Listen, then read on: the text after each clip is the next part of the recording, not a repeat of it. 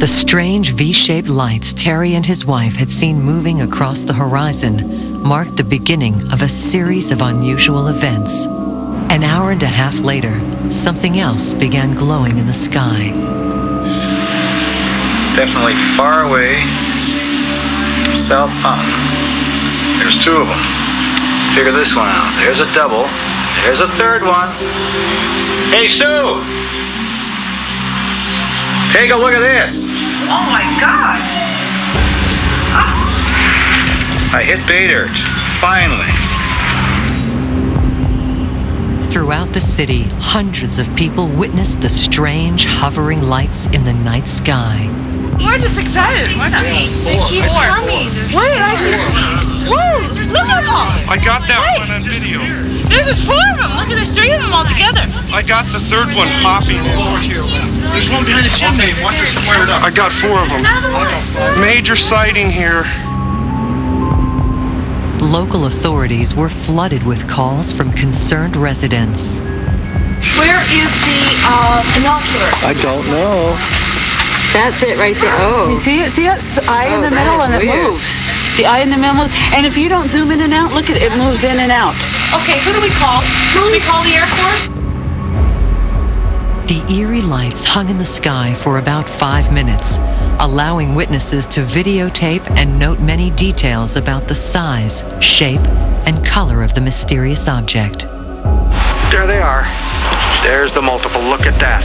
1, 2, 3, 5, 6, 7, 8. 8 of them. I'm running out of tape. At one point, there were a total of 9 distinguishable lights in the sky. Then, one by one, they began to disappear. So bright that they would carry, because we're looking at about 25 miles away. The middle one now. There one. Oh, another one. There's another one. Nope, there goes one. As the last light faded out over the horizon, the questions began. What could explain the strange lights and V-shaped objects seen by hundreds hovering in the sky over Phoenix that night? On June 25, 1997, a convincing explanation for at least one of the Phoenix UFO events emerged from a local TV station. Well, it's a possible explanation into those mystery lights that appeared over the valley in March. But some of you aren't buying it. 12 News has video that might explain what was going on. Let's start with pictures that were taken on March 13th. Many of you saw this row of lights as they hovered above the valley horizon. Now, take a close look at these pictures that we shot just last night. These are flares that the Air Force was dropping near Gila Bend. Now let's go back to the video from March. You'll remember the lights faded out one by one. Let's take a look. You're going to see how they're slowly fading out one by one. And again, looking back at those flares from last night, they also burn out one by one. There they go. Illumination flares like those recorded by KPNX on June 25th are used by military aircraft to light up battlefields and expose targets during night combat. Dropped from high-altitude aircraft and attached to tiny parachutes, the flares, which descend very slowly, can burn brightly for up to 5 minutes. When we saw those lights pop on in the sky, to us they looked exactly the same. The photographer and I just looked at us and goes, well, there's your light. It looked so similar to us, it had to be the explanation. Although we didn't know who could have dropped the flares that night. If the lights seen hovering on the horizon on March 13th were in fact flares, then who dropped them? Initially, Air Force officials denied that any of their aircraft were involved in maneuvers in the area that night. But oddly, after the KPNX broadcast, they reversed their statement. Now they admit that on the night in question, the visiting Maryland Air National Guard had conducted night maneuvers, which involved the use of illumination flares. Our unit was flying March 13th, 1997 as part of Operation Snowbird, and we were conducting night training. This is a map of the training area that we use when we fly in the airplane. and we take off from Davis-Monthan Air Force Base, fly to the northwest into the military operating area, and at that particular night, our aircraft flew to the North TAC range, and that's where they deployed the flares for the training mission that evening. Phoenix sits just to the north of this area. The lights that were observed were about 30 miles southwest of Phoenix, which is close to exactly where the North TAC range sits. But despite what appeared to be overwhelming evidence, many witnesses remained unconvinced that illumination flares were the cause of the 10 p.m. phenomenon. According to the Maryland Air National Guard, the illumination flares were deployed, fell, and disappeared from sight, behind the mountain range seen in the video. But many eyewitnesses claimed that the lights they saw were in front of the range, and therefore could not have been the same flares.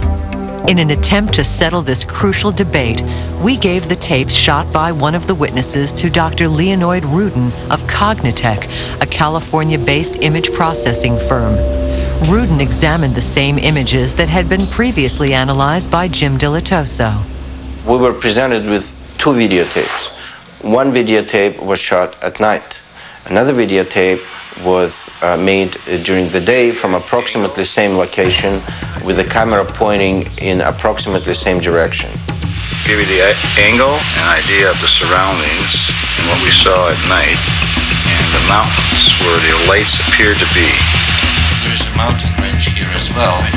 We don't know where it is over here. Rudin first lined up the day and nighttime images, using the ridge line in the foreground as a reference. By overlaying the images, he could determine if the lights simply vanished on their own or disappeared behind the distant mountain range.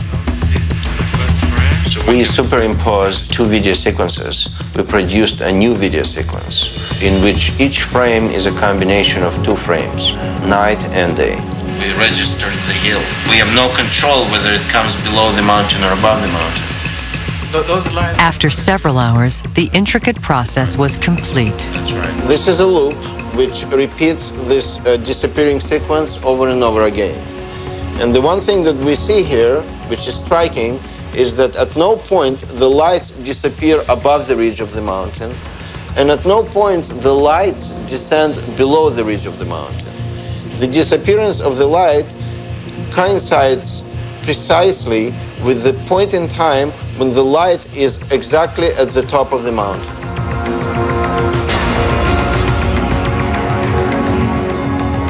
And that happens not with one light, not with two lights, but with all the lights that we see on the videotape. Therefore, the only conclusion we have is that those lights are behind the mountains, not in front of the mountains. Armed with this information, watch the videotape again and judge for yourself.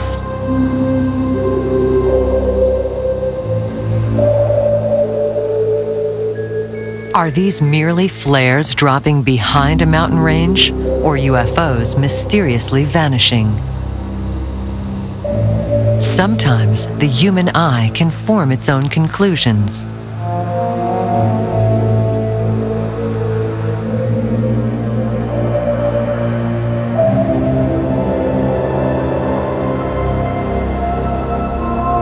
This dramatic demonstration seems to support the contention that the 10 o'clock event was the result of illumination flares being dropped behind the distant ridge.